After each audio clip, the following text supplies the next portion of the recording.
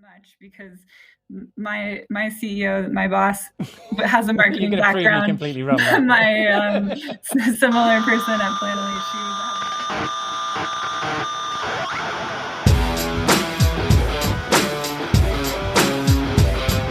Hello and welcome to episode 126 of Rockstar CMO FM. The M is marketing and the F is, well, you decide. As you're probably wondering, does the world need another effing marketing podcast?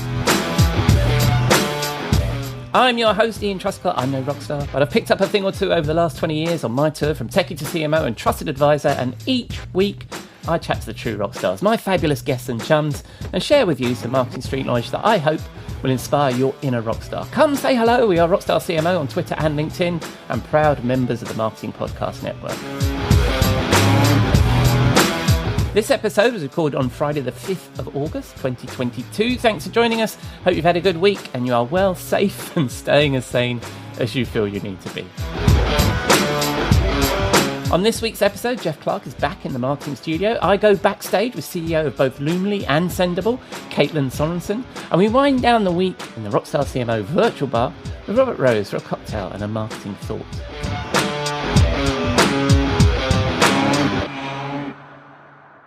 But first, we need to pay the bar tab.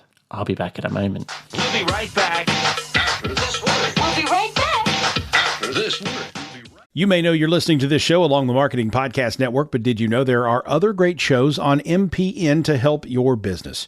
Christy Heiler hosts a fantastic podcast called Own It. Christy, tell us more about the show. Own It is all about celebrating women and non-binary advertising agency owners. We talk about buying out of the boys' club of advertising because less than 1% of ad agencies are owned by women. And where can people subscribe? You can find the podcast at untilyouownit.com. We're also on the Marketing Podcast Network at marketingpodcast.net. And of course, you can subscribe wherever you get your podcasts. You heard her. Go subscribe.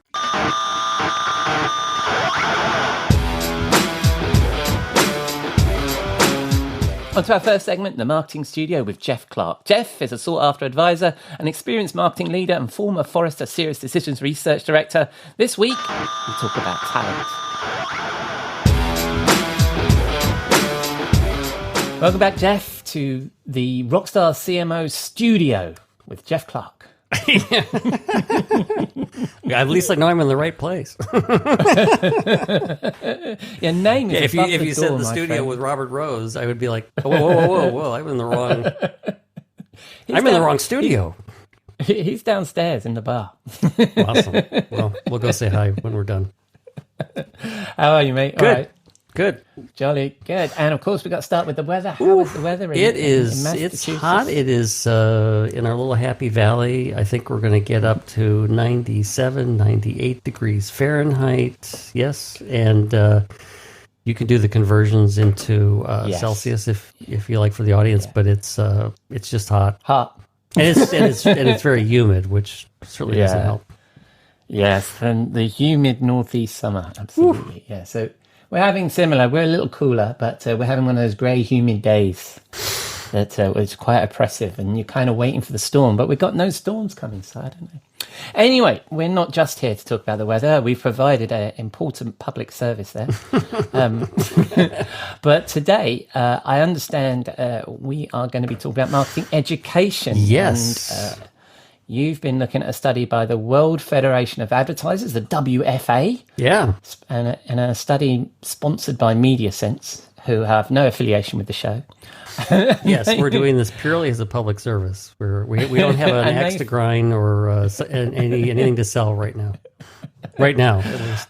Not right now, yeah. And they found that there is a crisis in marketing talent. So you read through this. What say you, Jeff? Well, I was, I don't know. I was certainly my eyes lit up when I saw this worst ever crisis. I'm like, well, geez, Yeah.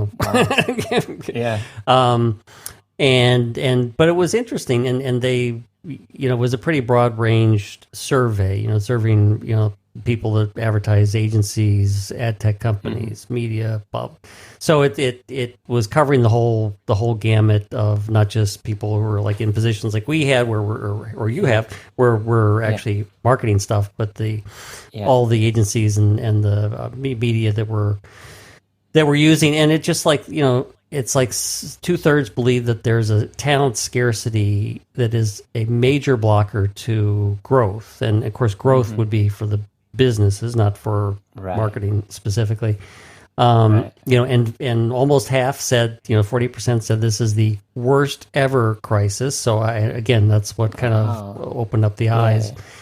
And, they're, calling for, lack of adequate talent.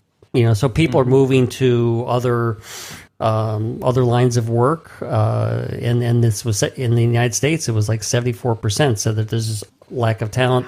People are, and the certainly the pandemic and people having to change styles of work, and people having an opportunity to kind of rethink, well, what I'm doing, do I feel like I'm doing something that is fulfilling, or I'm got a career in this, and so that gives people an impetus, a crisis point at which to say, I might go do something else.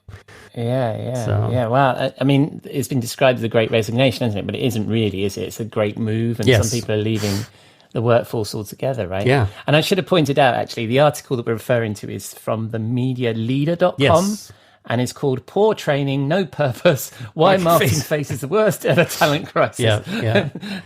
Full of the joys of the industry there. Yeah, and I think I saw it on LinkedIn, and that's like, we've got to check this out. And then we said, we got to talk about this. This is important. We have to talk about this. Yeah, despite the kind of link bait, I guess, title, it's actually true. Though, everybody is. Well, anybody who's trying to hire right now is struggling. Fortunately, it had data behind it, so it wasn't just fluff. But there was a quote, at least in the article, from somebody at Media Sense, Ryan Kangisser, said the study comes at an important time in the industry with businesses experienced level of staff attrition, as you said, as never before. And, we are first and foremost a people-centric business. I mean, marketing certainly is. So it's like, just kind of like, as he says, riding the wave is no longer a viable strategy. I mean, I think marketing was certainly a profession that a lot of people wanted to get into for other reasons.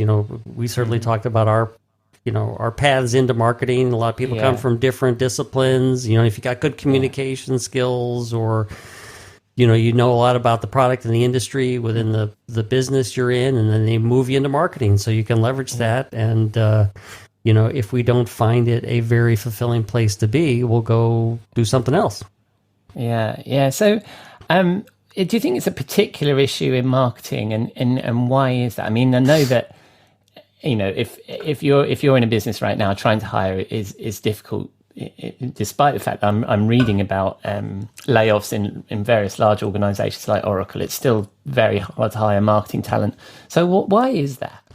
Well, there were in the study, in the article, which we'll have a link to. There are a number of reasons. The three that popped out to me, and I certainly identify with, were, one was poor training and talent management. So it's just like marketing just does not spend money on talent management. And I know my personal experience is that, and I think you're in the same boat. I mean, I've developed a lot of sales training classes, some of it on messaging and things that are part of marketing's job. Some of it was just pure sales training, and it's like, why was I involved in so much sales training? And yet when it came to marketing and looking at our budget and saying, we should put money towards training, that always got pushed off to, we'll sign people up for seminars, or, we'll get them a license to a professional, organization and be done with it.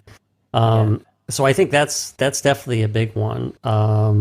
And one that I think actually is a corollary, that is over specialization. So people come into marketing. You're a writer, you're a web guy, you're you're running the email marketing automation platform. You're the ops person. You're doing PR, and so there's no concept of developing kind of what a well-rounded marketer looks like and needs to understand. So it's like, if I get to the head of PR for a corporate corporate organization, it's like, well, I can go to a bigger organization to do PR. I could go off to an agency, but usually people go from agencies to corporate.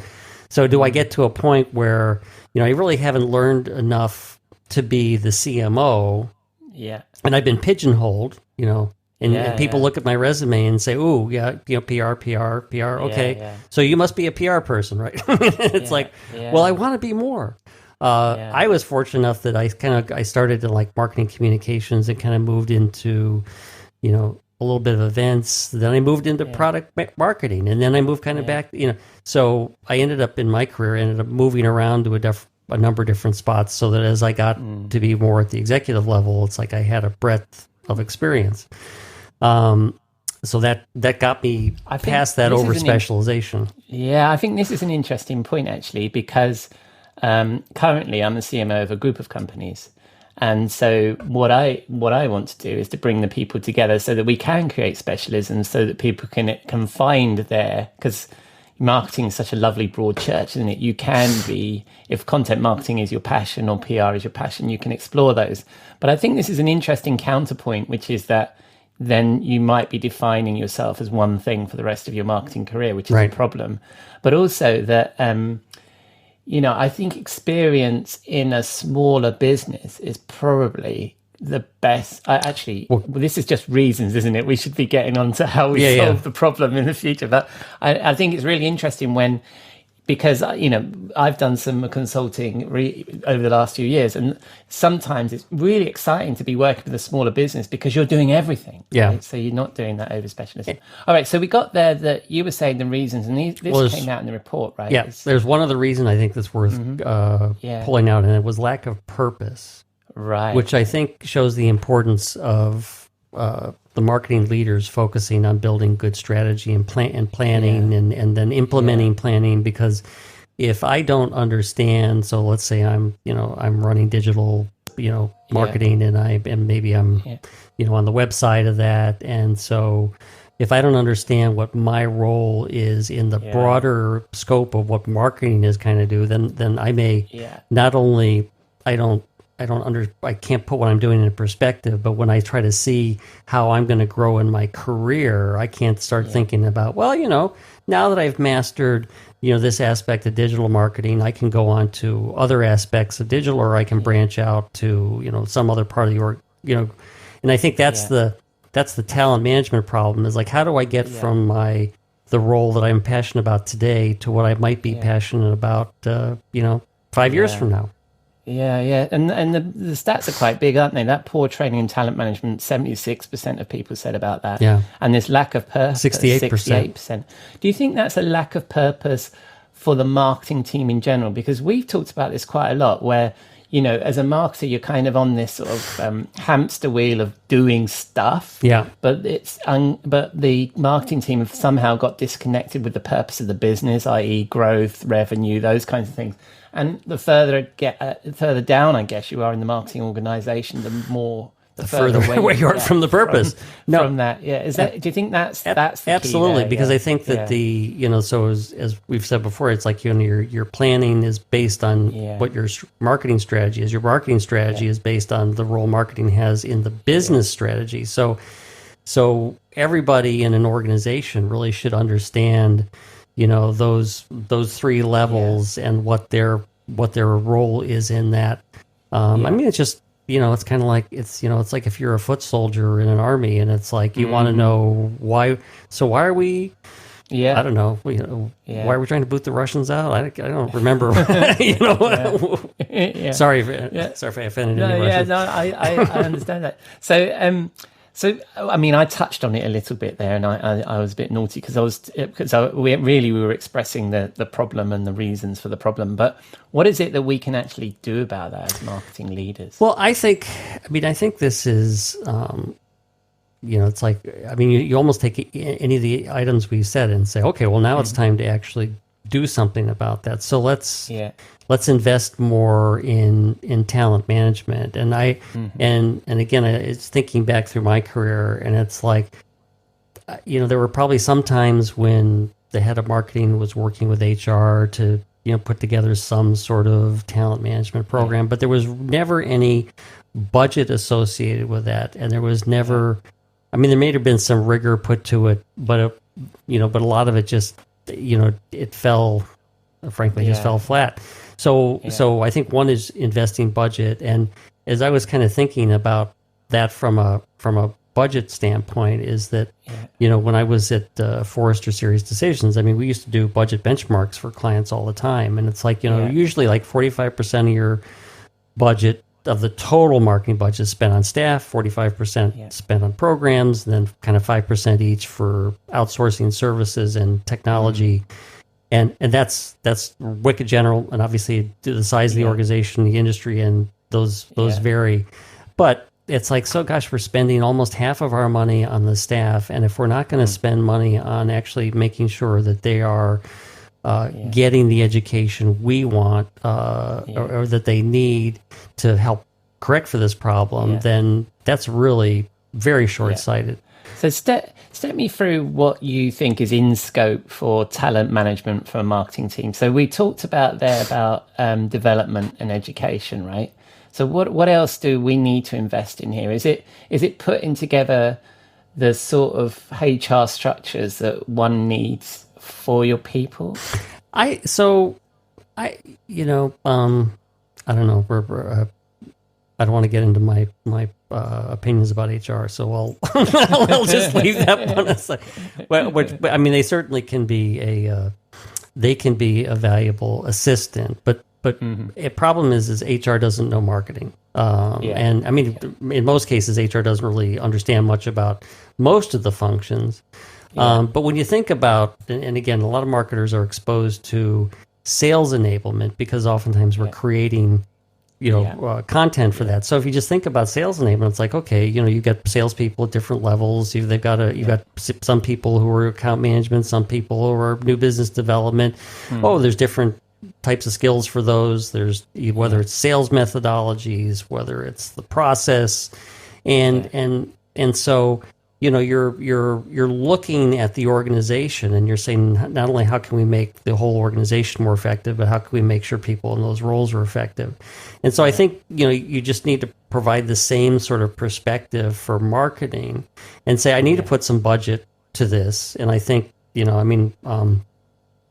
it's so when I was at Forrester, we never really benchmarked specifically internal marketing education. But I think it'd be perfectly reasonable to say, let's put 2% of our budget towards this. So if I have a $5 million budget, it's $100,000. So if you can, and obviously you can scale that up and down based on the organization. But I think marketing almost needs to develop a custom enablement program, and because I certainly, in my experience, I never saw anything out there that was really all that good. That was like, if I want to pull together and train my entire staff on some fundamentals so they kind of understand everything, then in the context of while they're doing their work, then I think I may need to pull that together myself. Because also I may understand, where, like if I'm a new CMO, I may understand where the weaknesses are in the marketing team versus the strengths. Certainly doing some sort of gap analysis on that could help inform what that enablement program is. But, frankly, that's why, we put together in the podcast we did earlier this year on the 5 effing fundamentals of marketing, because there are, there are basics, branding, market research, customer life cycle, operations, storytelling. There's just like real basics that aren't really basics that come out of textbooks. There are things that I think that, at least from our experience, was that everyone should know about these things because it puts you in the world of how marketing function should operate. But you're saying as leads, I guess some of that stuff you can get the theory, can't you, from some marketing books? But what I think what I'm hearing you say is that maybe those 5 fundamentals are going to be nuanced in your organization. So and some work is already going to be done. So I think also part of the education of marketers, isn't it, is just going through the discovery that you've already done. Like, so there's the say like we were talking about the fundamentals, we're talking about storytelling. Well, who are we telling the story to? What is it they need? Yep. So it's doing that persona work and all that planning, isn't it? And then drilling that into the entire marketing team all the way down. Absolutely, because you think about your typical marketing strategy and planning sessions. You're going to kind of cover what you're doing, right ahead over the next quarter, year, or whatever. But it's like, gosh, there are so many things that it's like, let's let everybody in the marketing department know who our buyers are and what their personas are like, what their journeys are like, what do they read, what do they, where they get their information, and it's like, wouldn't everybody, whether you're in PR, you're in digital, or you're in operations, love to know that? And so that, again, taking those 5 fundamentals and kind of applying it to your business and saying, let's talk about some basics, but let's really fill in the gaps. Like, in our brand, what's our brand awareness? What's our preference? What's our perception of the company? Those are the 3 key things to understand about the brand. Well, okay, where are we on those, graphs? And, what are we thinking of doing to actually improve? Why is it important that we all talk, consistently about our brand?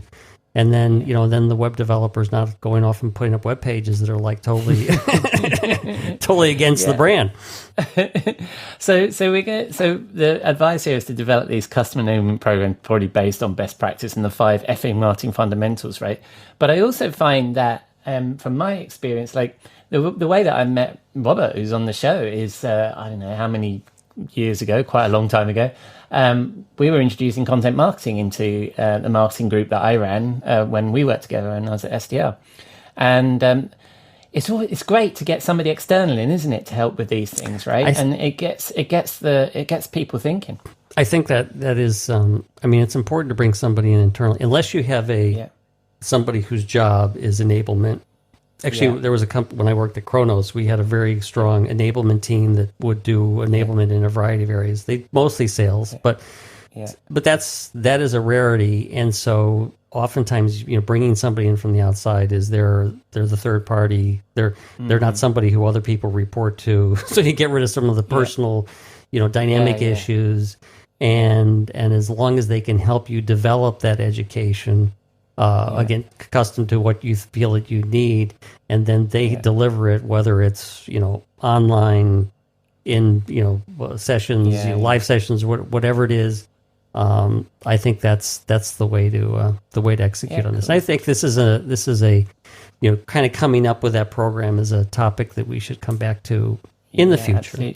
Absolutely. And I know, Jeff, that you've done that sort of work yourself, so I think you're well experienced.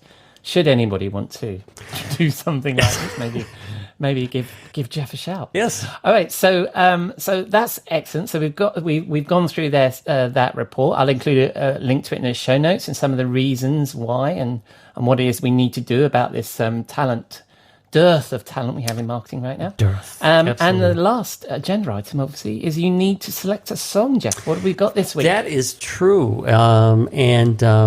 The song, this is it's like when you're looking for songs, particularly rock, since we're Rockstar CMO, that have to deal with education. It's pretty pathetic, because it's like, we don't need no education. All the crap I learned in high school. Okay, I'm glad that you got a couple of hits and you're making money. But, when you're 60 or 50 and you got to need a new career, maybe I needed some education. And so Hall & Oates, actually, in 1983, they realized that that was an issue, and they had a song called Adult Education. The student body has got a bad reputation, so what they need is an adult education. So I think that's cool. That's what we need. Well, and so I also in the process of writing up a blog, which we'll post with this, which will go through some of the things we've just been talking about in a little bit more detail on the report. Splendid. It's good. Well, I'll include all the links in the show notes, to the report, to your blog post, which I know will go live by the time this goes out, and also a link to Hall & Oates Adult Education, which I'll play out with, from 1983. And will I find you in the Rockstar CMO studio next week? I'll be back in the studio next week. Splendid. I'll see you then. Thanks, Jeff. Thank you.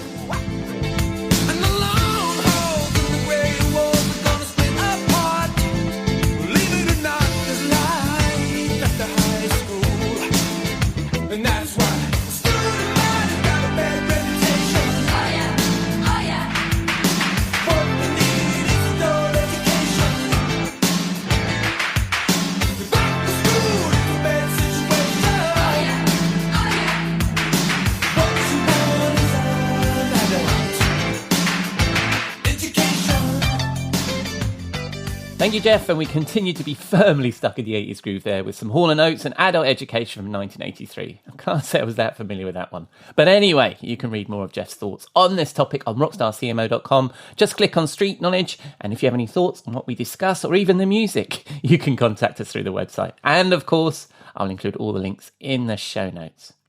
Right. Time to go backstage with my guest. Katelyn Sorensen is a busy woman. She is the president of B2B Social at Traject and CEO of social media platforms Loomly and Sendible, managing international teams, having recently relocated to the UK. As you'll hear, Katelyn's had a splendid career spanning sales and marketing, quickly working through the ranks to director of demand generation for Fierce Inc., a global leadership development and training company, before joining Traject to lead sales and marketing. Katelyn studied psychology and graduated with a cum laude from Whitman College. On the topic of education, as we just were, psychology has got to be a great background for any marketer. Hope you enjoy this conversation. I certainly do. Welcome, Katelyn, to Rockstar CMO FM. How are you? Doing well, Ian. Excited to be here. Splendid, splendid. So, Katelyn, for people that don't know you, tell us a little bit about yourself. I am Katelyn Sorensen, soon to be McKay, actually. I got married in 2020, but haven't gotten around to change my name officially yet. Right. And I am the president of B2B Social at Traject. Also, that means that I am the CEO of both Loomly and Sendible social media management brands. And I love social media. I love marketing, and really excited to talk about it with you. Yeah, cool. Well, we'll dig a bit into your past in a moment, but I am curious about that. So, I mean, normally I interview senior marketers and CMOs, and I don't think I've ever interviewed a two-time CEO before. So I think you must be the busiest guest I've ever had on the show.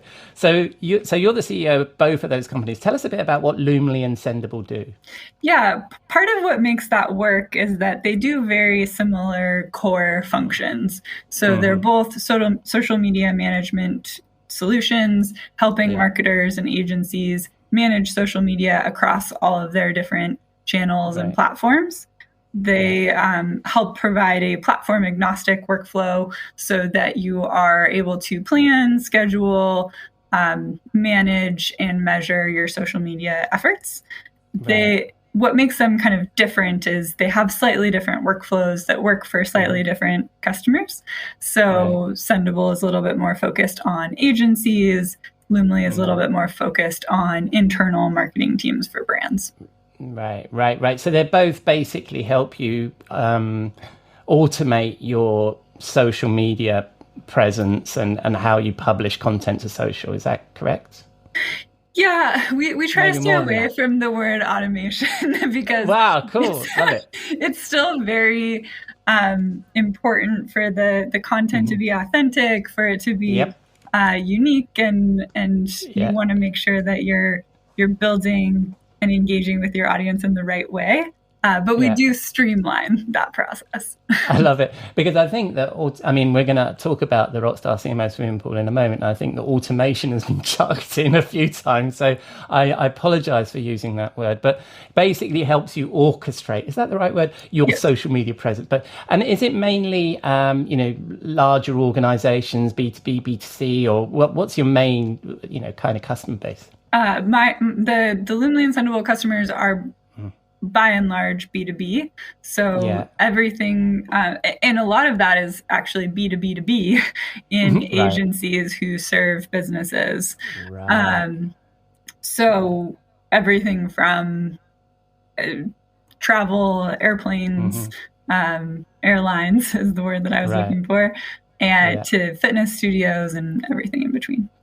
Cool. So okay. So it's mainly an agency solution. That sounds interesting. Okay, so that's a little bit about Loomly and Sendible, and also the fact you've got these two CEO roles, which is interesting. We'll dive into that in a bit.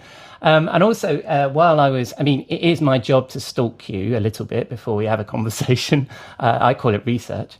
And you've swapped the drizzle of Seattle, as we can tell from your accent. You're not from around these parts, for the drizzle of London. Which was my joke, because I love both cities. They're both great cities, but you feel at home when you're there, when you're in Seattle, because it's drizzling and raining, and people say, no, this isn't rain. And you also get the same in London, right? So how are you finding the move? Are you enjoying London? I am. I love London. My wife fell in love with it a lot faster than I did. Wow. I struggled a bit at the beginning, but I really love it now. There's unending things to do, and I don't know what you're talking about with this drizzle. It's really hot. It is. It is. And my joke really doesn't work in July when we're in the middle of a heat wave, does it? No, yeah, definitely not. So you're probably missing the drizzle of Seattle, as we all are right now. Yeah, I was when it was 34 degrees, 40 degrees a couple weeks ago. It was in the low 30s, high 20s in Seattle. Yeah. Still working on my Celsius. Well, yeah, I mean, I like, you're obviously a friend of the show because you're obsessed with weather as much as we are, so that's fantastic. Was it the job that brought you, or was it you decided just to come over? Yeah. Sendible has been headquartered in London for the last 13 years, so came over here to get closer to that team. I do straddle time zones now, but I much prefer this direction than when I was trying to run Sendible from Seattle.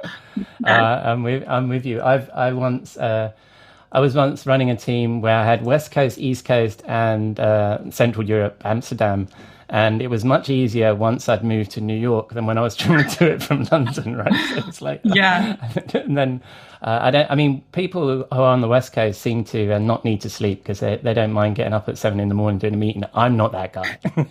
I can do 7, but I was doing 4 a.m. and that was just not okay. And how do you find the business culture here? Is that a lot different from when you were in Seattle? It is very different. It's interesting because it feels very different, but the execution of that, or like the details of what is different is not very clear. Somebody told me, I have a friend here who also moved from Seattle, and she said that in the US people live to work, and in the UK people work to live, and I think that's close. I don't think it exactly hits the nail on the head, but I think it's we're a funny in between, because I think when you go onto mainland Europe, there's a much different work culture, and the US obviously has a different work culture, and I think we're somewhere in the middle. Yes. Anyway, that's enough for me talking about one of my favourite cities on the planet, which is London, and obviously one of my second favourite, which is Seattle. Let's just say that. But you've had a great career, and you've been in both sales and marketing, which is what I found fascinating when we got introduced. So if we rewind the clock to when you first took that first marketing role, what inspired you to do marketing? Yeah, I mean, to be totally honest, it was that I wanted to advance. I was doing account management and admin work, and I sort of hit the ceiling in that role. And so there was an opening on the marketing team, and I thought I could do a good job. I love targets and metrics and goals, and there was a quota. So I got really excited about how I could beat everyone. Yeah. I like that. So that's an interesting motivation to get into marketing, because I don't think that's everybody's path, but it was and I think that a lot of marketers had to learn that discipline, haven't they, of goals and aligning their work with revenue and those kinds of numbers. So that came quite naturally to you by the sounds of things. Yeah. I mean, I think my mom was in sales. Like, I think there was kind of that like achievement and number based, like my personal goals for myself were how many pages of books or numbers of books could I read per year. So that's definitely a part of kind of my DNA, but there is a lot of other metrics you have to pay attention to in marketing that I definitely had to learn. Yeah. And how did you find the adjustment from sales into marketing when you first did that role? I really liked it. I think I had a taste of sales. So I was more like sales admin, so helping kind of post sale. And I really liked the talking to people. I really liked kind of helping people solve their problems and find solutions. And I think that's a lot of what I loved about marketing. Yeah. So, and you find that that's the transition you made. So from when you're in sales, you're dealing directly with customers, solving their problems. And then in marketing, you're like trying to turn that into content that you can share more broadly, right? Is that, yeah. Yeah, definitely. I managed the lead generation team, and so there was still some talking to people, but it was that like orienting the information to that like why side of things. That's quite a good path, isn't it? Because I think when you're doing demand generation and you're connected to like a BD team or the sales team, as a marketer, you're dealing with the very people. I mean, the thing we talk about a lot on this show is like you can sit in a hotel conference room as a bunch of marketers and come up with all these mealy words that you think everybody should say. But when you're an actual BD or a sales guy and you've got to stand up and say those things, well, the rubber hits the road, and it's really important to get that feedback, isn't it, of what really works with the customer. So that's interesting. So if we then move a little bit more forward, where you've run both of these teams and before you became the CEO of half a dozen companies at the same time, what do you think is the key to that relationship between sales and marketing? I've always been really focused on that kind of bridge between the two. And at its core, I think it's about respecting each other and then also being really clear on what you're trying to accomplish together. I think there's a lot of like really healthy tension that can come from sales asking marketing for more leads, marketing telling sales they're not working them hard enough, and kind of building up that feedback loop. But if you, at its core, if you're working together and understanding that you cannot succeed without the other one, I was just having a conversation with my VP of growth today about how inextricably those two things are linked. And if as long as you avoid the blame game and are actually like trying to work together, I think it can be really successful. Yeah. So in your structure that you have now you've moved up to CEO, do you have separate sales and marketing teams underneath you, or have you combined those under a CRO or a VP of both? I have a VP of growth. So they are still combined, at least for Sendible. There are below him, there's a sales team and a marketing team, which is how I ran the two teams as well. Is like I was that kind of bridge with the two teams staying focused in what they needed to do most. And then on the Loomly side, we don't have a sales team per se. We have a marketing team and then a customer success team that does some of the sales. Right. So on that Sendible side and your background, then do you think that's important that marketing and sales report into that same role? I mean, because that's what we've seen the rise of, right? So rather than having CMOs, a lot of organizations are having like a VP of growth or a CRO, and then sort of a marketing director beneath them, or a more junior than a CMO role. Is that what you've seen there, or what you've done really? Yeah, I inherited this structure. I think it can really work. I've thought a lot about org structure. Lived through several different versions of them. And I think like the alignment is the most important thing. The structure can create the alignment, or you can have both teams reporting into one leader that doesn't do a good job of aligning them, and it falls apart that way too. So when we're talking about alignment, if we go back to what makes a great relationship, and I suspect I might know the answer from what you've been talking about, is it the goals, the metrics, and all that stuff, so that you are all signed up to those same things? Is that what you would say is the secret? I do think that the goals and the metrics are important. And I think like with KPIs, they can still get pretty varied. Like the sales team is looking at close rates and demo rates and all of that. And the marketing team is focused on trials. And if they're still not coming together and looking at like overall, how is this function driving growth for the business, then it's still going to fail, even if you have the metrics dialed perfectly. So I think it's a balance. I also think the focus and the like supporting each other part of it is really important. Like I said, you can't have sales without marketing, and you can't have marketing Can't without afford sales. marketing without sales, right? So they're tightly aligned, and that alignment comes. So we just discussed the goal. What else do you do to try? I mean, especially when you ran both teams, is there anything else that you like to do with both teams? Is just like, or you just consider them one team, and it's the way you work from a social perspective as much as from the metrics and stuff? I tried having it be kind of one big team that all was in the same meeting, and it ended up not being the best use of everyone's time to like get into the nitty-gritty details of both.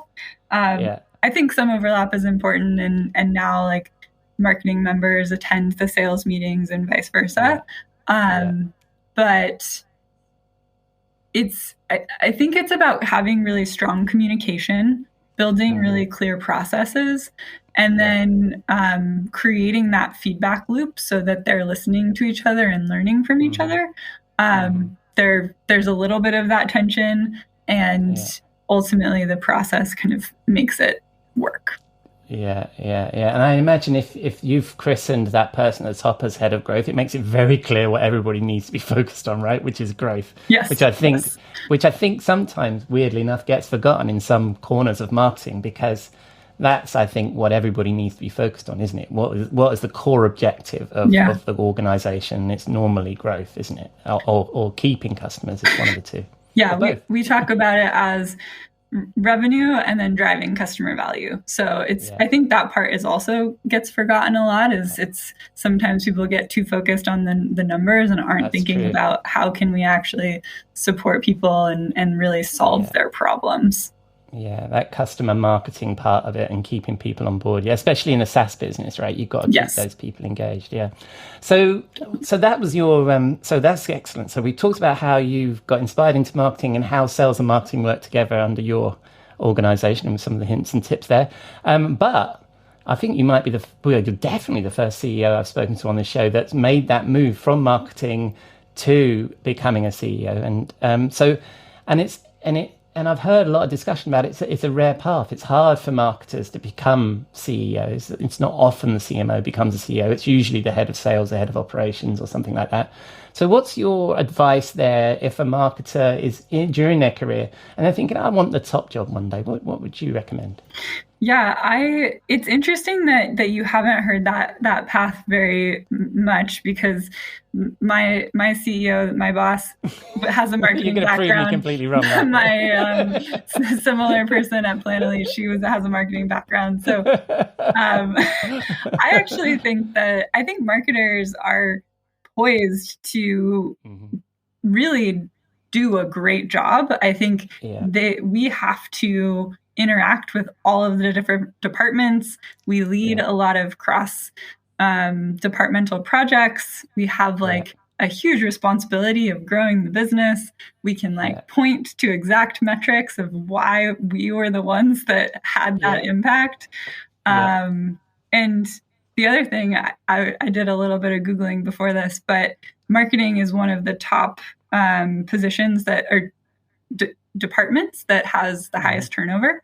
And I think that really helps in a leadership role, because you get really good at hiring, development, coaching, firing.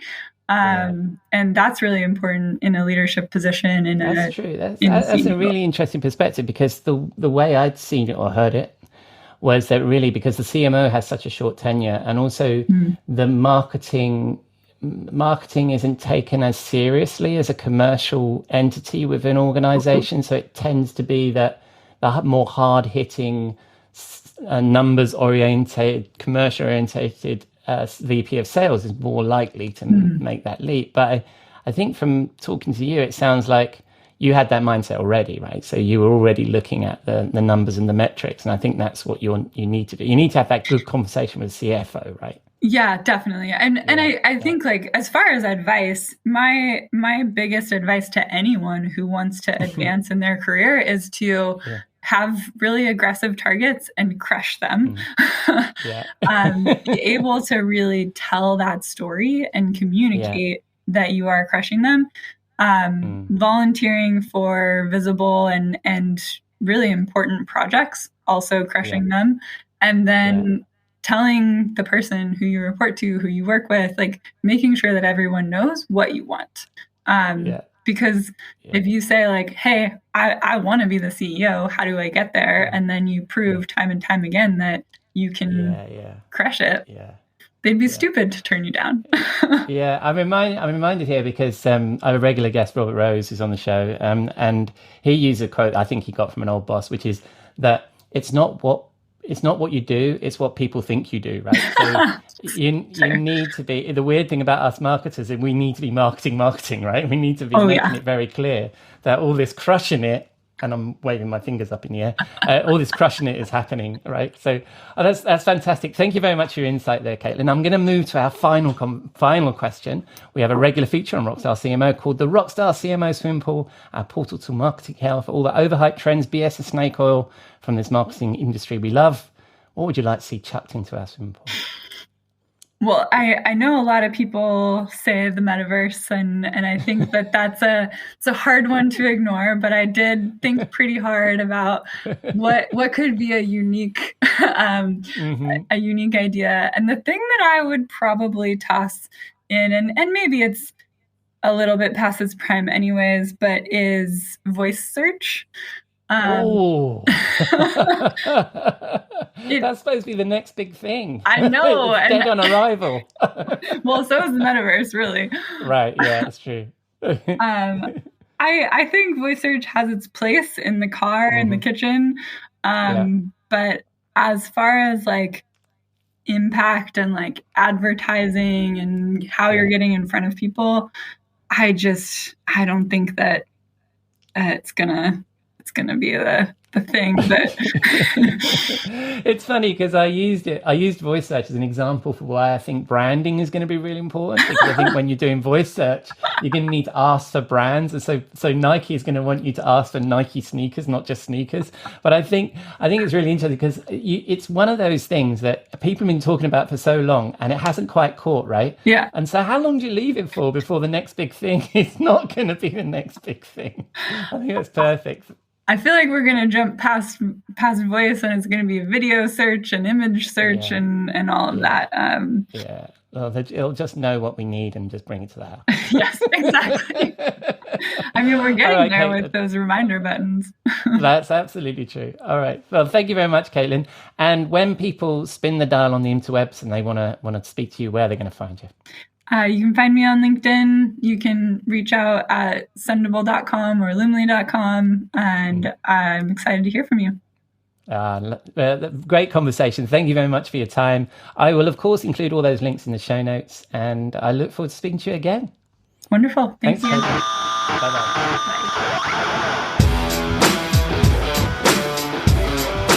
Thank you, Katelyn. Some great advice there. Clearly, there is no hack to just working hard, crushing it, being visible. And as for chucking the hype around voice search into the pool, that's just splendid.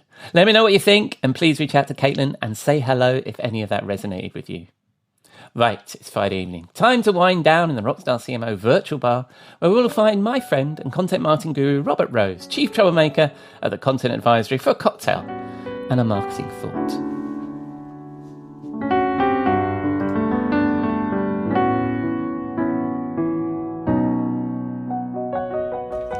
Good evening, Robert. What are you drinking? Oh, hello, my friend, and welcome to the bar. It is good to see you here.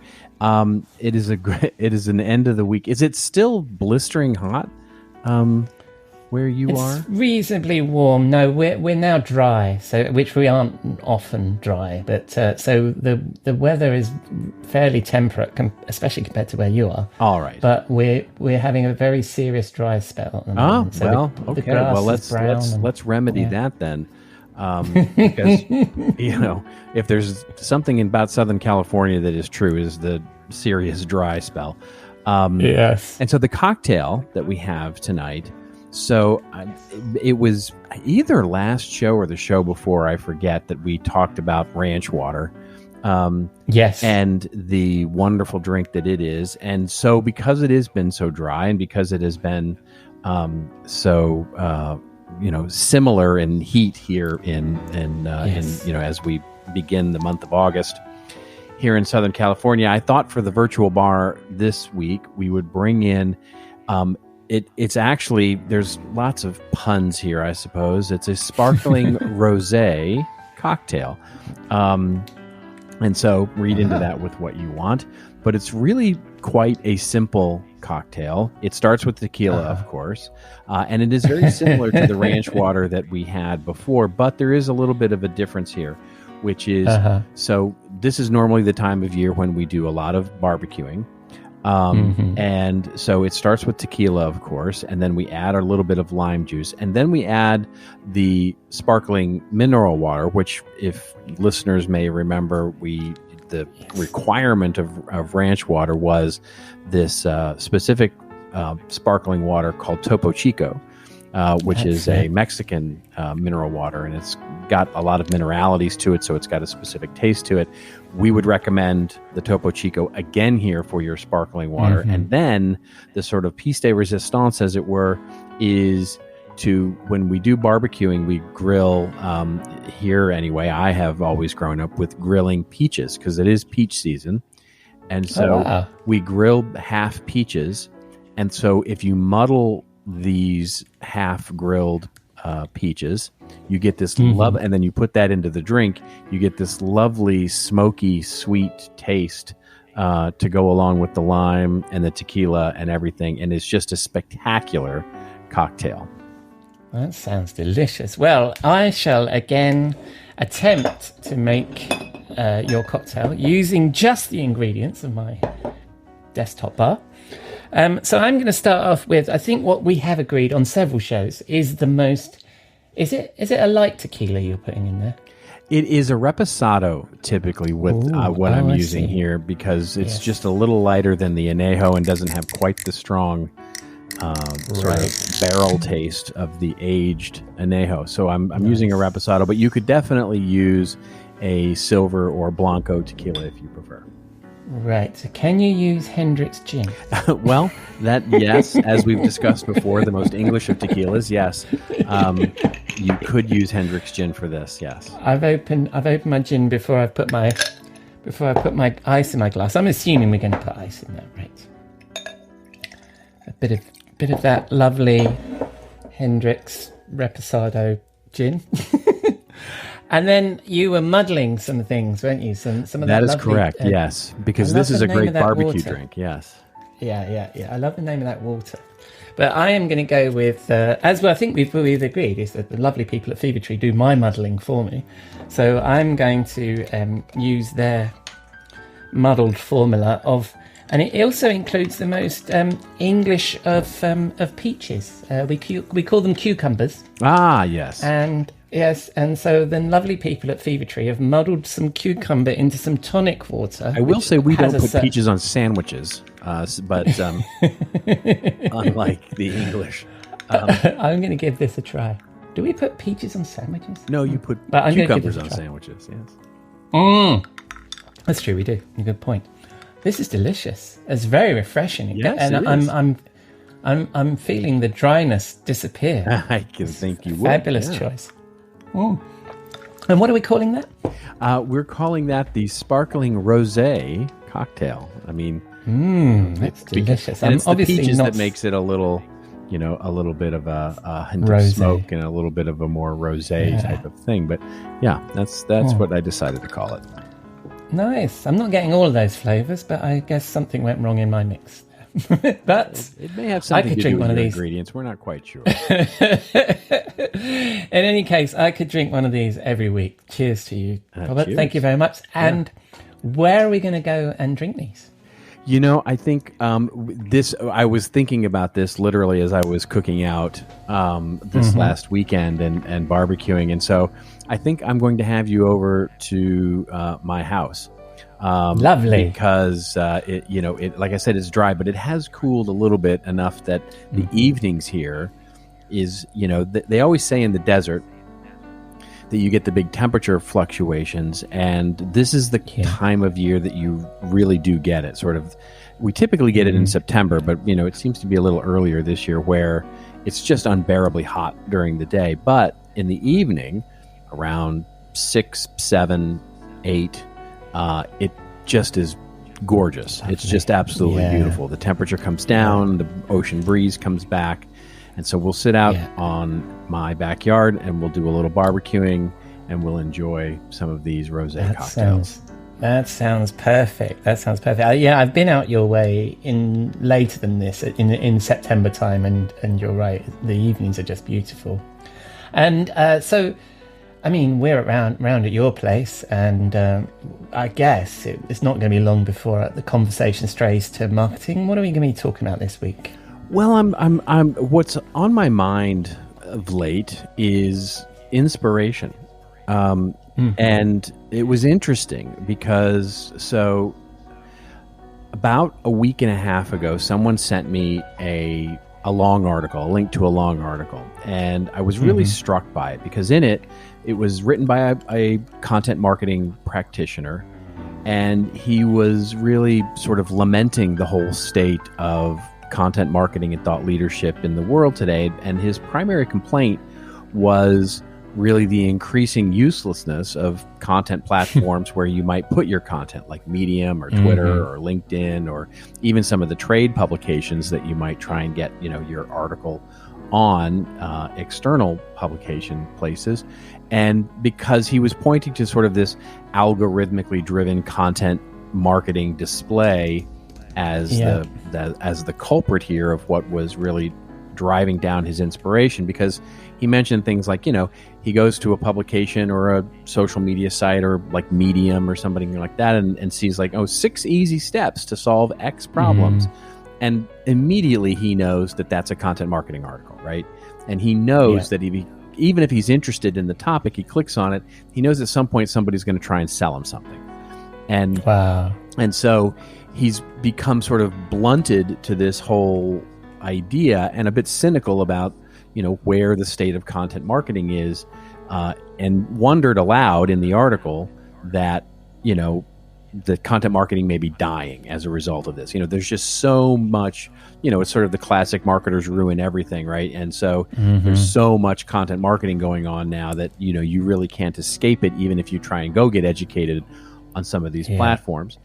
And the interesting thing wasn't that, because, we can certainly talk about is content marketing dying or not dying and all of that. And that's been going on for years. But the more interesting thing was the sort of tone was his disappointment, his loss of inspiration. And I was really struck by it. And, and it's something that I've sensed a little bit as well with others in our business, which is it's a lot easier to suck the inspiration out of the room right now, and so, there's this sort of feeling like, I want to write about this, but that's been covered a million times. Who am I to try and write about that? Or who are we to try and cover that? Because, it's out there. It's so much out there. And so you sort of lost your inspiration.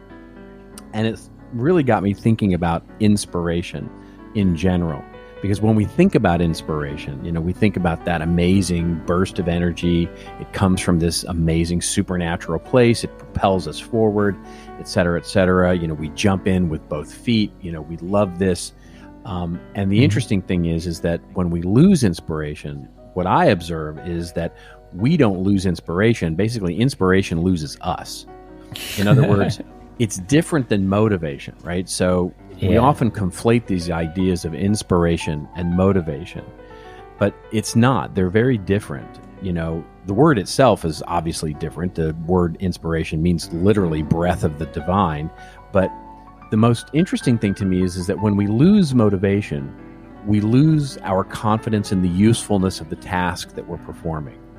But when we lose inspiration, we lose confidence that we are the person to do the task, independent of how valuable it is.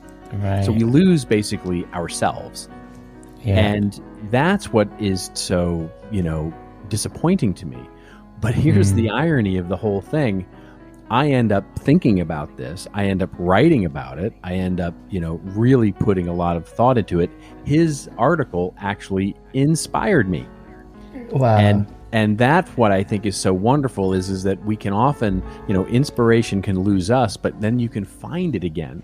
So I went out and did some research, and I basically found that there's a lot of, good thought leadership out there about how to stay inspired. And all of it literally is sort of a circular thing. Like, how do you get inspired? Go get inspired, basically. Let inspiration find you, ostensibly, is the best advice. But if we're more open to experiences, in other words, and this last 2 years have been tough because getting out into the world and actually being open to new experiences has been tough, for sure. We've been wrapped up in our own little bedrooms and our own little 16 by 9 video worlds for so long. It's often that we can't. But we can find those experiences in music. We can find them in books. We can find them just being open to external things can help us find that inspiration. And then also, whenever you find yourself inspired, whatever it is, do more of that, because that certainly helps you as well. And so I just found it very interesting and valuable that this person's lament in, losing the inspiration was actually something that inspired me. And I reached out to that person, by the way, just as a sort of button to the whole thing, and let them know that their article had inspired me. Nice. I like that, but also I liked what you were saying there about the difference between motivation and inspiration, because you can be inspired, and that when you get inspiration, you become motivated, right? But also when people talk about inspiration, and particularly in writing, they say that you should be motivated to write and just write, and write anything, and then inspiration will come. What do you think there about that? The way those two things work together? Well, certainly they're different. I mean, I don't know about you, but I've been entirely motivated to do something that I am not inspired at all by. Doing my finances is probably a great example of that. Yes. But here's the real truth behind it is that the difference is really about pushing and allowing. And what I mean by that is that when we're motivated, what we're doing is we're pushing action forward. We are pushing ourselves to actually move through the completion of something that we want to complete. We are motivated to do it and pushing through. When we're inspired, it's much better, because the reason that we're inspired, all we have to do is allow it to happen, allow it to flow. Yeah. And that's the real difference, is the allowing something to happen through you rather than pushing yourself to do something. When you're inspired to work out, or you're inspired to write something, or you're inspired to go build, a canoe, or, you're inspired to cook a great meal, or, whatever it is that inspires you, you're not pushing yourself at all. All you're doing is allowing things to happen in a way that, makes you feel great. Yeah, I like that. And I like to use the word flow, because that's just on my mind there, that you find yourself in those moments, don't you? Particularly when you're writing or something like that, and you find yourself in a moment of flow, and then it's like, oh my God, it's time I needed to cook, or it's time I need to do something else, or I need to get on a meeting, or whatever it is, right? But you're completely lost for an hour or two in that, and that's that inspiration, isn't it? When it's flowing through you. It's letting it find you again, right? I mean, because it's easy to lose on occasion, and it's not something that, the irony is that you can't go find it, right? Yeah. You are, the thing about inspiration is that it finds you. You can't find it. You're not, so what happens is you just have to make yourself open for it to find you.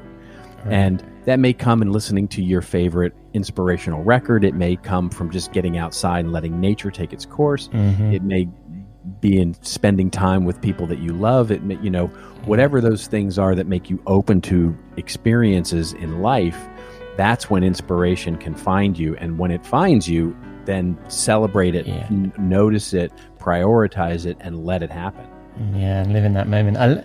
I also think it's interesting that you were talking about the author faced with that wall of content and feeling that they can't make a contribution. I think that's probably why this podcast is called Does the World Need Another Effing Marketing Podcast, right? Because I was conscious of the fact that, I'm creating the effing marketing podcast and there are a million of them. How do you push through that?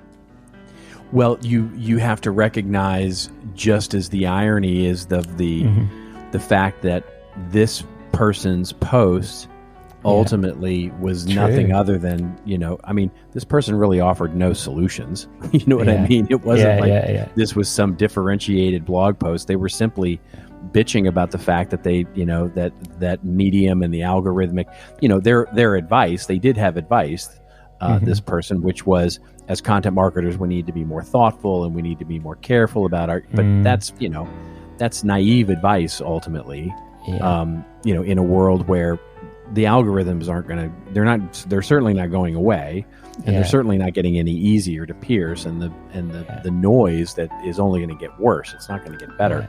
So the question is, well, what do you do? And this person had no real advice for it, but without even realizing it, I think they did. Which was just literally doing it and paying attention to the focus and quality of it. Yeah. You may find your audience.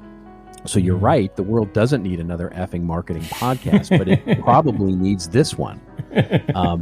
And so it won't need it until it does. And that's the real thing is that as long as we are inspired and focusing on being the best we can be in producing content, that's all we can do. That's the only thing you can do. You can't find the inspiration for others. They have to find it in themselves, and they have to find it in your content. And if they do, they do, right? And if they don't, they don't. And it will be just another effing marketing podcast. But that's what's the beauty about creating, art. It's the creation of content is all about is, can you find the resonance? And literally, I mean the word resonance, in the vibrations of life. Can you find the resonance with an audience? And that's when that's when inspiration hits both sides. Yeah, no, I love it. And I love the way that I managed to twist that around to be about me. So that's fantastic. Yeah, that's right. Exactly. Thank you very much. Yeah, thank you very much, Robert. And where would one find where you've been inspired and you are writing about it on the web? Well, we're trying to put a little more attention to our little cave drawings on the internet at contentadvisory.net. I've been getting a little better. It's been, since it's been a bit of a slower summer, I've been getting a little bit better about catching up with some of the writing that we've been posting there. Splendid. And when people spin the dial on the interwebs, where are they going to find you? They will find me on LinkedIn for sure, Twitter, unless the billionaire man-child gets his way. And then that's pretty much it these days on the social media, on the business side of things. Splendid. And I'll include all your links in the show notes. But most importantly, will you be in the bar next week? Of course I will. I look forward to it. Thank you, mate. I'll see you later.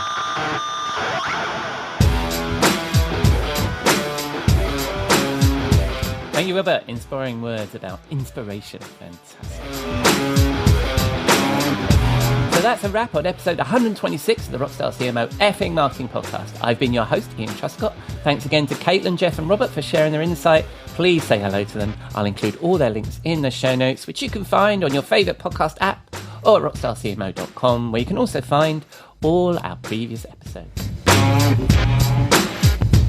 But most of all, thank you for dropping a dime into your podcasting jukebox, selecting our track and jiving along with us. So, does the world need another effing marketing podcast?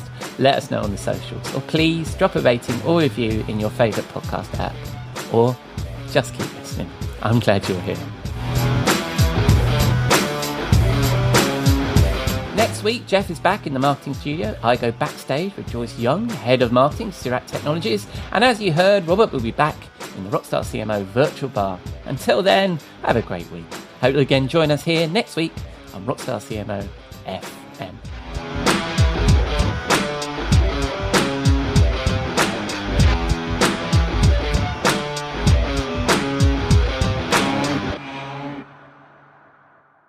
This podcast is heard along the Marketing Podcast Network. For more great marketing podcasts, visit marketingpodcasts.net.